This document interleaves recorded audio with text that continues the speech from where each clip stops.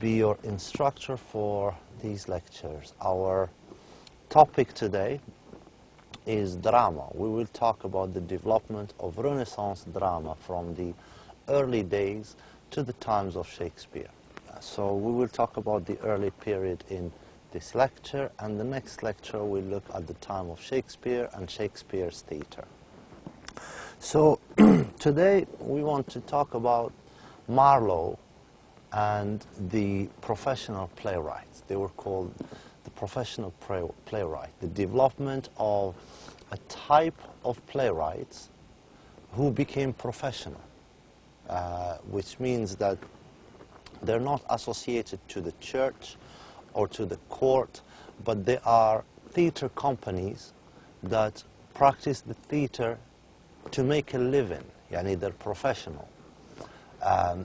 So this phenomena of professional playwrights, professional actors, appeared in the early modern period, in the Renaissance period, and then developed to become the professional business that it has become in the time of Shakespeare. So the first English plays, we have to understand that the first English plays were religious plays. There was no such thing as secular drama or secular plays. All the plays that were performed were religious. They told religious stories, and they tried to teach the population religious ideas and religious values.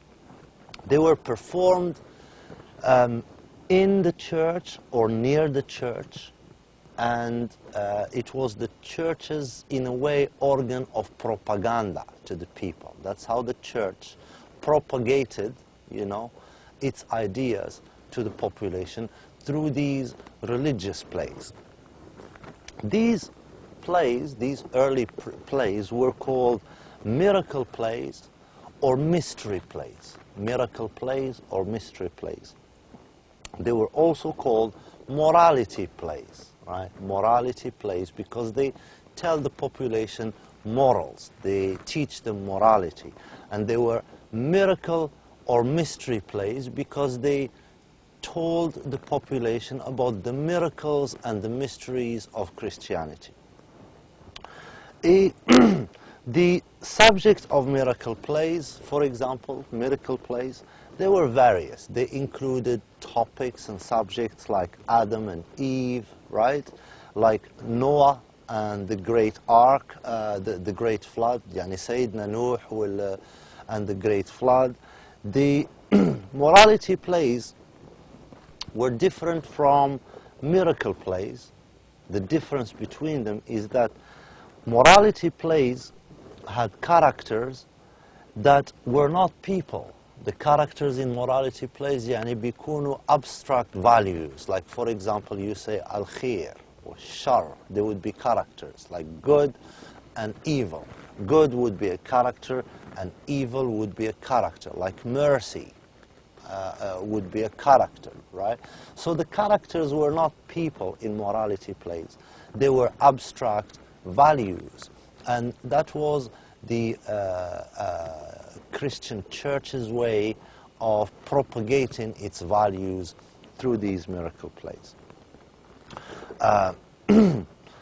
Religious plays, the religious plays contained comic and mundane, yani everyday life subjects, and they provided these comic and mundane interludes, and these were provided with demonic and grotesque figures behaving in a buffoonish manner. Yani the values that the church wanted people to stay away from, they would present them in a buffoonish and grotesque manner, to tell people, hey, look, you shouldn't be like these people. You shouldn't have these values.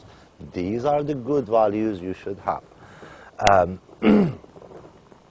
But it was also presented in a comic and buffoonish way, and it was a way of letting people يعني يتسلوا شوية. It was a way of letting people let off steam, as they say, you know, and enjoying themselves and having a laugh, right? So they taught them their propaganda, but at the same time they allowed them a small window بينفسوا على نفسهم فيه through laughter, through comedy, and so on and so forth. There is some connection between these characters who run clowning among the audience. From this culture, the English Renaissance and modern and the English theatre emerged. This is the source. This is where English Renaissance theatre will develop. Comedy was better than tragedy. Comedy was more sophisticated and showed a lot more creativity than tragedy. And there were many playwrights that appeared in this early period. But out of all those early playwrights, Christopher Marlowe really outshined all the rest of them. So the first generation of professional playwrights, yani this new generation of professional playwrights, they're not connected to the church now. They're not connected to, they're independent from the church. Their topics and subject matters are not religious propaganda anymore. Now they have topics that entertain and instruct. Yani they have some instruction in them. They want to teach people about various topics, about politics, about law, about responsibility, about, you know, marriage, about gender relations, all sorts of topics that are of interest to the population, to an educated public, because now there is an educated public in Europe that needs entertainment and instruction. So the first generation of these professional playwrights in England became known collectively as the university wits.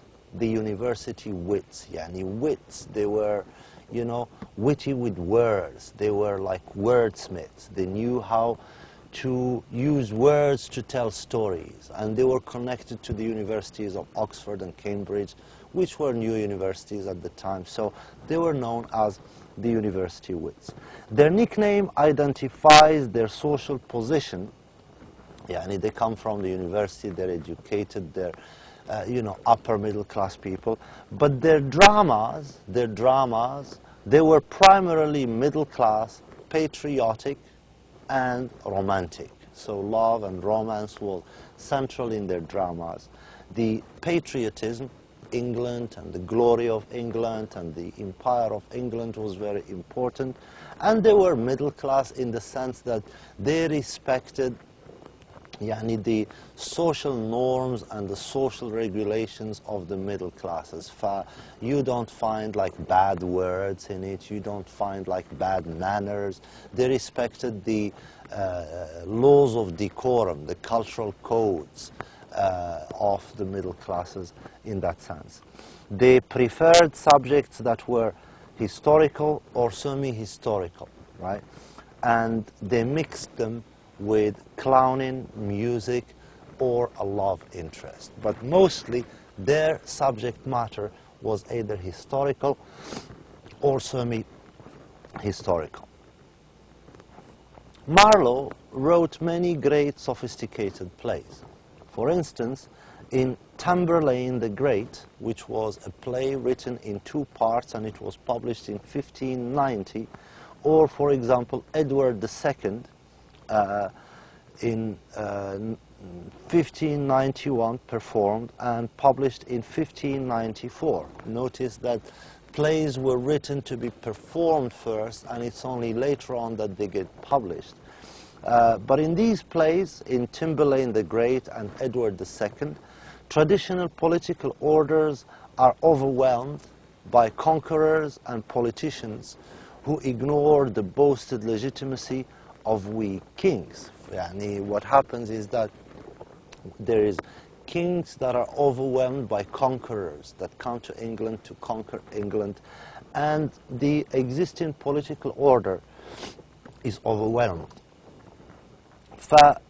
You know, it presents a situation in which yani people feel that their political order is not stable, they're not strong, and there is a need to argue the case for like stronger states and stronger kings and stronger nation and so on. In his play, The Jew of Malta, which was written in 1589 and published in 1633, notice the gap between the time of writing in 1589 and the publication in 1633, and تقريبا 43 years after it was written, the play was published. So The Jew of Malta studies the man of business, the businessman in Renaissance England. And this businessman was a lot of the time Jewish. So it's called The Jew of Malta. And it studied the businessman whose financial sharpness of mind and trickery give him unrestrained power. So he becomes like powerful by controlling the finances of the society. Of course, there is a certain amount of anti-Semitism in these plays, and it's reflected in the way the Jews were treated in England at the time. They were maligned and, of course, prevented from settling in England or owning land or so on. For example, also, Marlowe wrote The Tragical History of Dr. Faustus, which is probably his most famous, The Tragical History of Dr. Faustus, written in 1593 and published in 1604. And this play depicts the overthrow of a man whose learning shows little regard for his own religion, for his own Christianity. The main focus of all these plays is the uselessness of society's moral sanctions, yani the medieval spirit, the medieval moral system becomes useless in the face of the pragmatism and the amoral will that's emerging in the Renaissance. The Renaissance is bringing a culture that's about business, that's about progress, that's about making money, that's about conquering other nations and other lands, and doesn't want to be limited by the moral worldview of the Middle Ages. And here we have a clash between the medieval moral Christian worldview and the developing economic and ideological ideas that are developing in the Renaissance. These plays clearly address themselves to the anxieties of an age. These are the fears and the anxieties of the age that's being transformed by new forces in politics, in commerce, in science, as we saw in the first lectures when we talked about the economic and political transformations that happened in Europe during the Renaissance. So these economic and political transformations are shown in the literature of the time. The anxieties, the fears, the conflicts, and so on. Indeed, the sinister, ironic prologue to The Jew of Malta is spoken by Machiavelli, the famous Italian author who famously wrote the book The Prince, which is a book that shows a very cold, calculating, opportunistic approach to politics, and it reflected the spirit of the Renaissance. In his own time, Marlowe was damned because his plays remained disturbing. Marlowe's plays were disturbing to his societies because his verse and his plays turns theatre into the expression of power, enlisting the spectators' sympathies on the side of his gigantic villain heroes. So he presented these gigantic villain heroes, and he solicited the sympathy of the audience for these villains, right? By presenting these villains somehow from certain perspective to be human. And his plays thus present the spectator with dilemmas. that can be neither resolved nor ignored. So they cannot resolve them because they are big dilemmas. And they can't ignore them because these are the dilemmas of their age. These are the dilemmas that are in their everyday life, in their economic life, in their political life, and so on. And they articulated exactly the divided consciousness of their time, conflict between the medieval and the Renaissance values. There is a similar effect. We find it in the play called, the famous play, The Spanish Tragedy, which was written in 1591 by Marlowe's friend Thomas Kyd. This is an early revenge tragedy. It's called a revenge tragedy, in which the hero seeks justice for the loss of his son. His son is killed and he seeks justice in an unjust world. He can achieve this justice only by taking the law into his own hands. Thomas Kyds's play uses extensively Senecan conventions, the conventions that were elaborated in the Roman period by Roman playwrights like Seneca. Notably, a ghost impatient for revenge, for example. This is a Senecan convention. And he uses these in a Christian setting and expresses a genuine conflict of values, making the hero's success at once triumphant and horrifying. Dr. Faustus represents this conflict par excellence. So the best text or play that tells us about this conflict is really Dr. Faustus by Christopher Marlowe. Dr. Faustus in the play is a well-respected German scholar. He grows dissatisfied with the limits of traditional forms of knowledge, with logic, with medicine, with law, and religion, of course. And he decides that he wants to learn to practice magic. Khalas, he doesn't want to study, these topics anymore. He wants to learn magic. His friends, Valdez and Cornelius, instruct him in the black arts of magic. And he begins his new career as a magician by summoning up, by calling Mephistopheles, who is the devil. The devil in the Christian tradition is called Mephistopheles. So he calls the devil, they show him how to use magic, and he uses those skills to call the devil.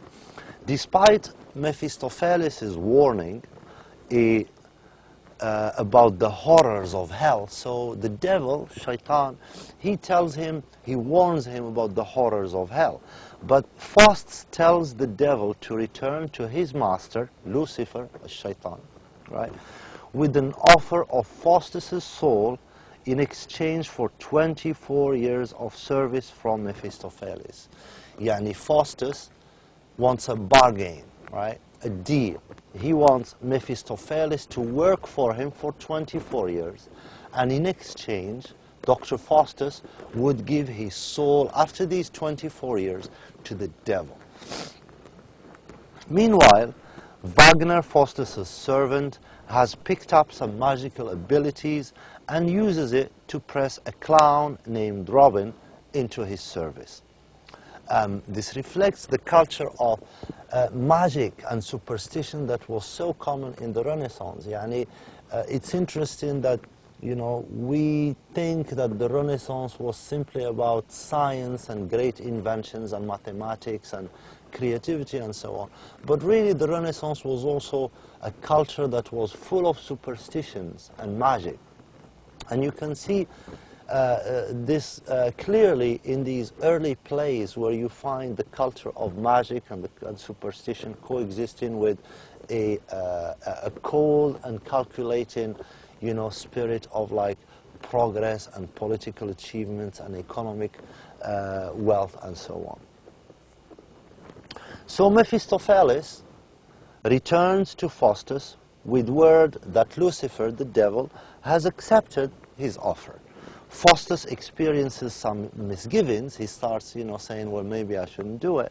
And he wonders if he should spend and repent and save his soul. In the end, he agrees to sign the contract with his blood, with his own blood. As soon as he signed the contract, the words "Humo fuge," which means in Latin, "O man, fly." So as soon as he signed the contract with his own blood, these words, "O man, fly," appear branded on his arm. Faustus again has second thoughts, right? But Mephistopheles gives him rich gifts and a book of spells to learn from. Later, Mephistopheles answers all of his questions about the nature of the world, refusing to answer only when Faustus asks him who made the universe. The refusal prompts yet another round of misgivings in Faustus. Faustus is in doubt. Should I go along with this deal? Should I stay away? So he feels like maybe I shouldn't be doing this. But Mephistopheles and Lucifer bring in personifications of the 7 deadly sins. The 7 deadly sins come personified as people to convince Faustus, and he is impressed enough to quiet his doubts, and he goes ahead with the deal. So, armed with these new powers and attended by Mephistopheles, Faustus begins to travel. He goes to the Pope's court in Rome, makes himself invisible. He has all these great new capabilities. He can become invisible. He can visit the Pope in Rome. And he plays a series of tricks on people. And he disrupts the Pope's banquets, and the Pope was having a big party, a banquet, and he managed to disrupt it by stealing food and boxing the Pope's ears. Following, and you notice also because Marlowe comes from a Protestant culture in England, so he has no problem satirizing and showing the Pope, the Catholic Pope, in comical incidents like these, and showing him being beaten and so on. So following this incident, he travels through the courts of Europe, from the royal courts, with his fame spreading as he goes. So he becomes very famous. Eventually, he is invited to the court of the German Emperor Charles V, the enemy of the Pope. And he asks Faustus to allow him to see Alexander the Great, the famed 4th century BC Macedonian king and conqueror. Faustus conjures up an image of Alexander, and Charles is suitably impressed. A knight makes fun of Faustus's powers, and Faustus punishes him by making antlers, bony horns basically, appear on his head. Furious, the knight vows revenge. Meanwhile, Robin, Wagner's own clown, has picked up some magic on his own. And with his fellow Rafe, he starts a number of comic adventures. At one point, he manages to summon Mephistopheles, who a command he calls Mephistopheles, who threatens to turn Robin and Rafe into animals, or perhaps even does transform them. The text isn't clear, to punish them for their foolishness. Faustus then goes on with his travels, playing a trick on a horse courser along the way.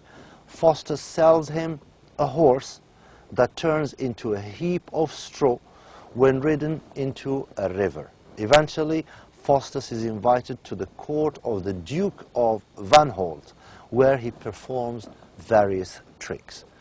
The horse courser shows up there along with Robin, a man named Dick, Rafe in the text, and various others who have fallen victim to Faustus's trickery. But Faustus casts spells on them and sends them on their way to the amusement of the Duke and the Duchess. As the 24 years of his deal with Lucifer come to a close, so that's it, his 24-year deal is coming to an end. Now he has to pay Lucifer, he has to pay the devil. Faustus begins to dread his approaching death, right? He has Mephistopheles call up Helen of Troy, the famous beauty from the ancient world, the lady on whose behalf the war of Troy happened in ancient Greece. So he makes Mephistopheles calls Helen of Troy and uses her presence to impress a group of scholars. An old man urges Faustus to repent, but Faustus drives him away. Faustus summons Helen again and expresses great admiration for her exceptional beauty, but time is growing short. Faustus tells the scholars about his pact, and they are horror-stricken. They feel horrible. They think this is a terrible thing that he has done. And they resolve to pray for him. On the final night, before the expiration of the 24 years, Faustus is overcome by fear and remorse. He begs for mercy, but it is too late. At midnight, a group of devils appear and carries his soul off to hell. In the morning, the scholars find Faustus's limbs, the parts of his bodies, and decide to hold a funeral for him.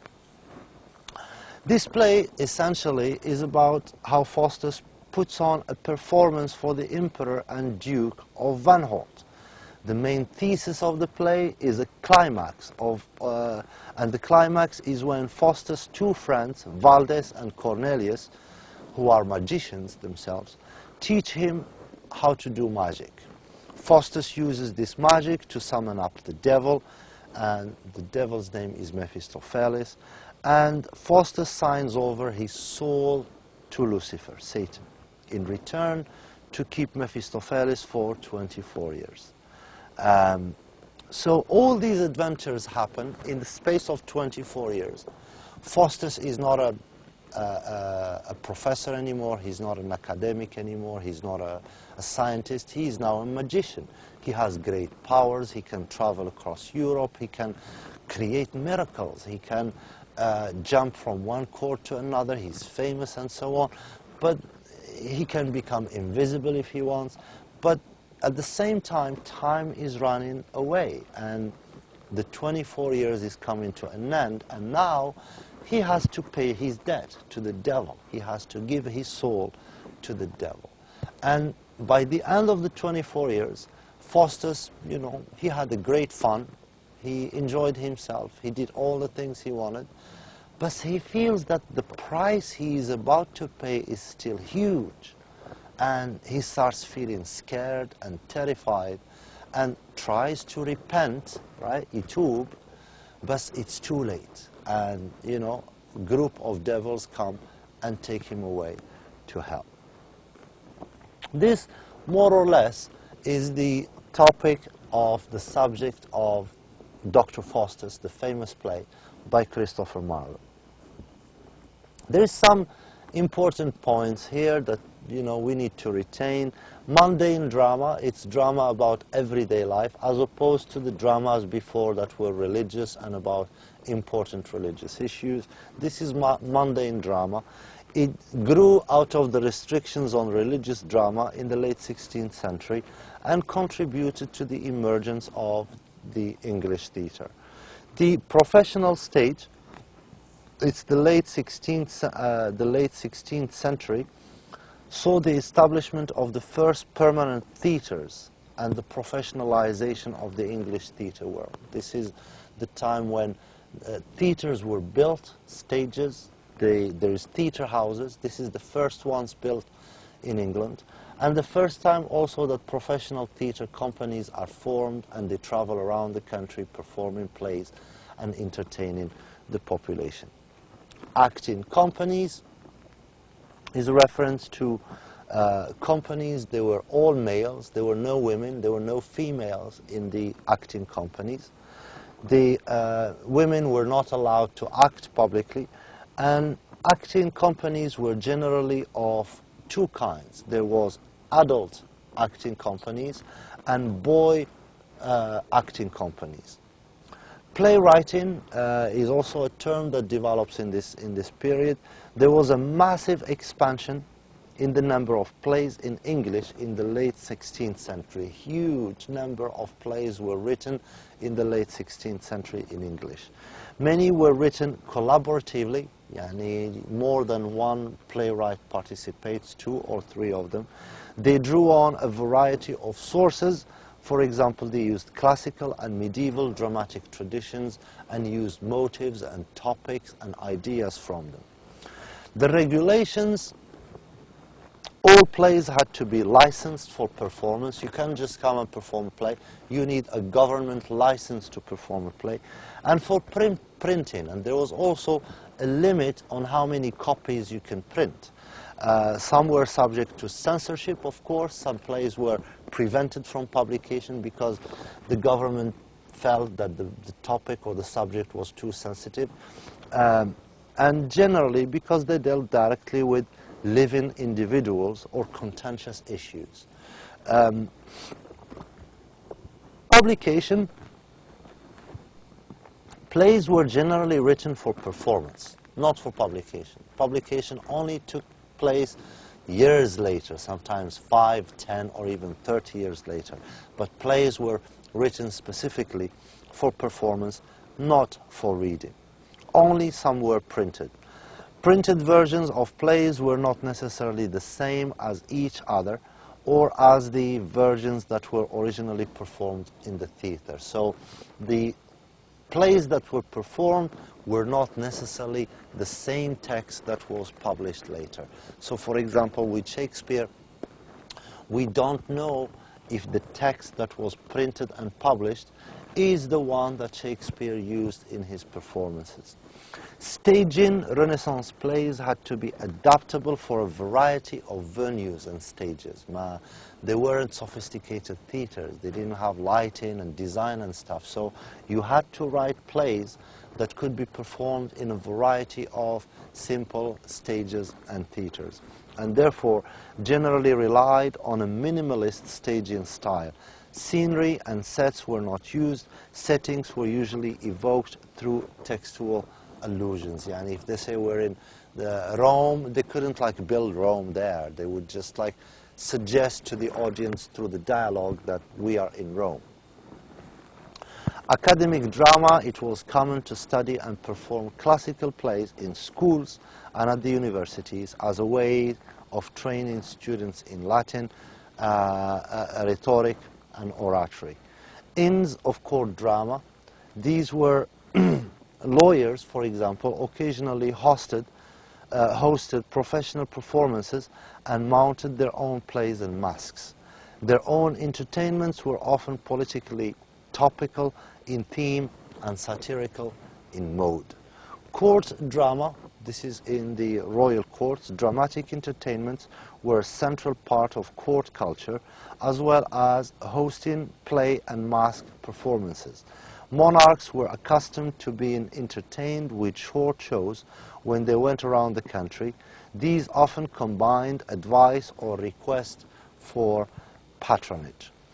The household or closet drama: these were noblemen, rich people and women who sometimes patronized and played host to professional players. They would bring them into their mansions or their homes and fund them and pay them so they would play for them privately and for their wealthy friends.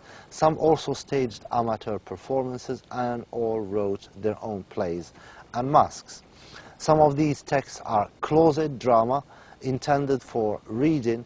Others appear to have been written for performances. As far as the attitudes to drama, the large audiences drawn to players' performances point to a popular taste for public theatre. Yani there were large crowds coming to watch these plays in London and the rest of England. And this indicates that there was a popular taste, that people in general, not just wealthy people or the king or the princes and stuff who enjoyed drama, but even the average people did. But the stage had its opponents. There were people who opposed the stage and denounced the plays and so on. Some complained that plays were morally corrupting, they were corrupting the morals of people. Others were concerned that theatres were causes for crime, disease and disorder. Opponents of the theatre were often characterized as Puritans, but not all Puritans were opponents of drama and vice versa. Comedy, small word about comedy. Comedies dominated the professional stage in the late 16th century.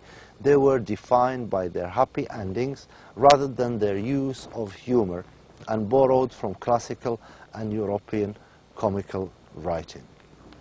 Tragedies were slightly different. The first English tragedies were written in the Renaissance and were influenced by Senecan tragedy and medieval tales. Tragedy only became one of the dominant genres in the Jacobean period later on. History plays dramatized the stories of reputedly historical characters. Yani some historical characters were written in chronicles, for example, and history plays would present those subjects in tragedies and events, and were particularly fashionable in the 1590s. Many were based on material found in the wave of historical chronicles. There was a lot of historical writing. Historical chronicles were being written at the time. And a lot of this historical material that was written in these chronicles would find itself the subject of tragedies. Romance and tragicomedy. Early Elizabethan plays often mixed tragedy and comedy. They mixed the two. In the early 17th century, there was a renewed taste for plays which mixed the genre, including romances and tragicomedies. Some contemporaries complained about such generic hybrid. Some of them were against this hybridization of genre where people mix comedy and tragedy. But tragicomedy became the dominant dramatic genre on the Stuart stage. Masks, something that's very famous. They call them masks. They're essentially was a lavish multimedia form of entertainment developed in the Renaissance and particularly popular at the Stuart court.